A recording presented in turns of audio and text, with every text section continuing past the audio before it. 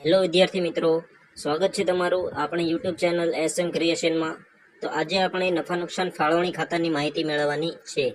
તો નફા નુકસાન ફાળવણી ખાતામાં આપણે કઈ કઈ વિગતોનો સમાવેશ થશે તે દરેક વિગતોનો આપણે વિગતવાર પરિચય મેળવશું। તો શરૂઆતમાં આપણે જમા બાજુ લખવાનું નફા નુકસાન ખાતે ચોખ્ખો નફો, નફા નુકસાન ખાતે ચોખ્ખો નફો, નફા નુકસાન ફાળવણી ખાતામાં જમા સાઈડ લખવાનું। એ આપણે નફા નુકસાન ખાતેથી નફા નુકસાન ફાળવણી ખાતે લાવવાનું। અને જો ચોખ્ખી ખોટ હોય તો આપણે ઉધાર સાઈડ લખવાનું ચોખ્ખી ખોટ। હવે જમા સાઈડ એક તો ચોખ્ખો નફો લખ્યો આપણે। હવે ભાગીદારના ઉપાડ ઉપર વ્યાજ, ભાગીદારના ઉપાડ ઉપર વ્યાજ લખવાનું।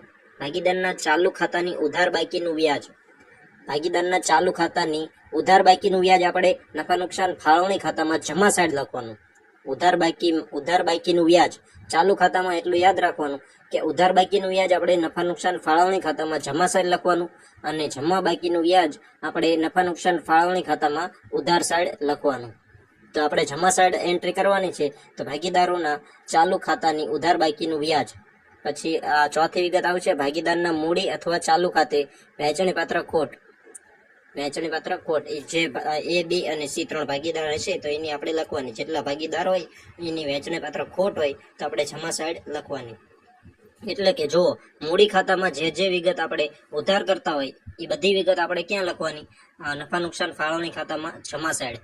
જેમ કે એક અસર આપણે ઉધાર અસર આપી મૂડી ખાતે, તો બીજી અસર આપણે નફા નુકસાન ફાળવણી ખાતે જમા સાઈડ આપવાની દ્વિનોંધીનામા પદ્ધતિના નિયમ પ્રમાણે। એવી જ રીતે આપણે મૂડી ખાતે જે અસર આપણે જમા સાઈડ કરતા હોય એ બધી અસર આપણે ક્યાં કરવાની?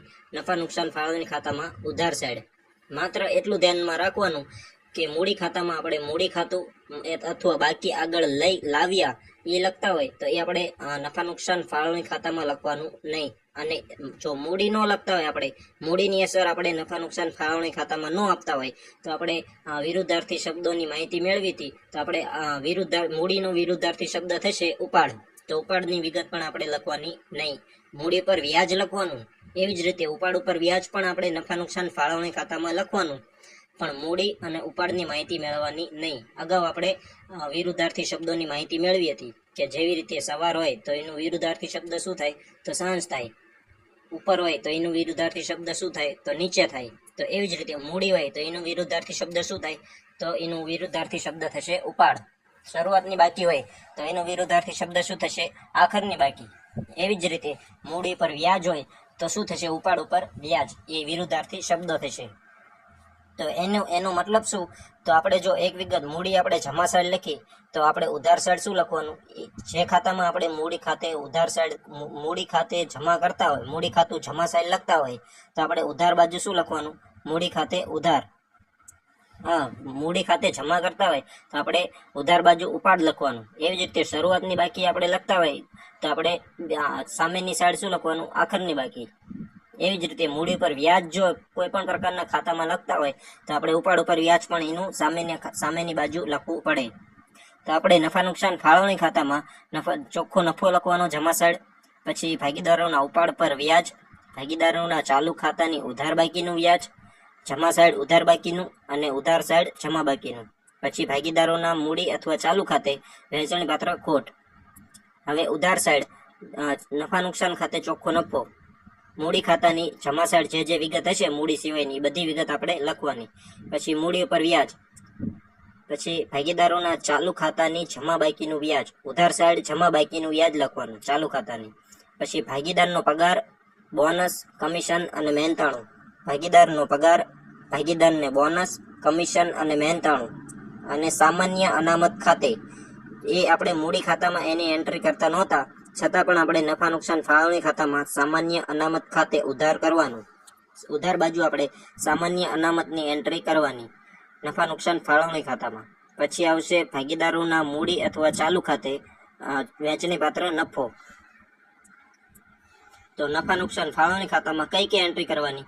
તો મૂડી ખાતામાં જે એન્ટ્રી કરતા હોય એની વિરુદ્ધ સાઈડ આપણે નફા નુકસાન ફાળવણી ખાતામાં એન્ટ્રી કરવાની। માત્ર એટલું ધ્યાનમાં રાખવાનું કે મૂડી ખાતામાં મૂડી ખાતું આપણે લખતા હતા તો એ આપણે નફા નુકસાન ફાળવણી ખાતામાં લખવાનું નહીં। એવી જ રીતે ઉપાડ ખાતું લખતા હતા તો આપણે નફા નુકસાન ફાળવણી ખાતામાં ઉપાડની માહિતી લખવાની નહીં, પણ મૂડીનું વ્યાજ અને ઉપાડનું વ્યાજ એ બંનેની માહિતી તો આપણે લખવાની જ તે।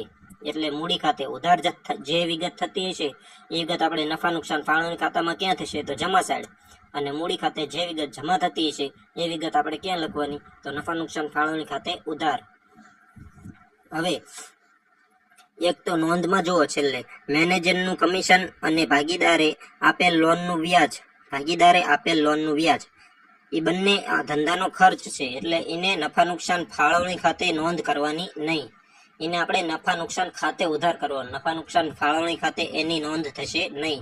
મેનેજરનું કમિશન, જો ભાગીદારનું કમિશન હોય તો આપણે ક્યાં લખવાનું? નફા નુકસાન ફાળવણી ખાતે ઉધાર. પણ જો મેનેજરનું કમિશન હોય તો આપણે ક્યાં શબ્દ મેનેજર આપેલો હોય, મેનેજરનું કમિશન હોય, મેનેજરનો પગાર હોય, મેનેજરનું મહેનતાણું હોય કે પછી મેનેજરને બોનસ આપેલું હોય, શબ્દ મેનેજર આવે એટલે આપણે નફા નુકસાન ખાતે ઉધાર કરવાનું. એ ધંધાનો ખર્ચ કહેવાય. પણ જો ભાગીદારનો શબ્દ આવતો હોય, ભાગીદારનો પગાર, ભાગીદારને બોનસ, ભાગીદારને કમિશન કે પછી ભાગીદારને મહેનતાણું, એટલે ભાગીદારનો શબ્દ આવતો હોય પગાર, બોનસ, કમિશન અને મહેનતાણું એની આગળ, તો આપણે નફા નુકસાન ફાળવણી ખાતે ઉધાર સાઈડ એન્ટ્રી કરવાની. અને જો મેનેજરનું નામ મેનેજર આવતું હોય પગાર, બોનસ, કમિશન અને મહેનતાણા શબ્દની આગળ, તો આપણે ક્યાં લખવાનું? એ આપણે નફા નુકસાન ખાતે ઉધાર કરવાનું. એટલું યાદ રાખવાનું. અને નફા નુકસાન ફાળવણી ખાતે ઉધાર સામાન્ય અનામત કે ફંડ ખાતે પણ સામાન્ય અનામત ખાતે પણ લખવાનું.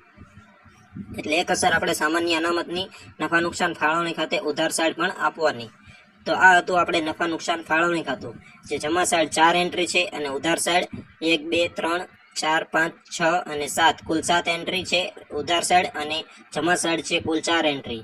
એમાંથી તો આપણે શરૂઆતની બાજુ ચોખ્ખો નફો હોય તો સામે શું આવશે? ચોખ્ખી ખોટ.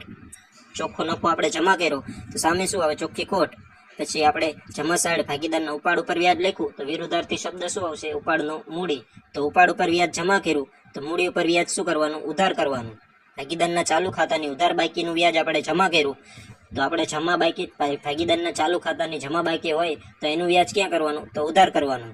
પછી આપણે ભાગીદારના મૂડી અથવા ચાલુ ખાતે વહેંચણી પત્ર ખોટ લખી તો ખોટનું વિરુદ્ધાર્થી શું થશે?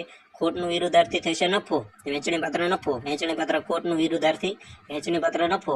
તો આપણે જમા સાઈડ વહેંચણી પત્ર ખોટ લખી તો ઉધાર સાઈડ શું યાદ રાખવાનું? વહેંચણી પત્ર નફો ભાગીદારના મૂડી અથવા ચાલુ ખાતે.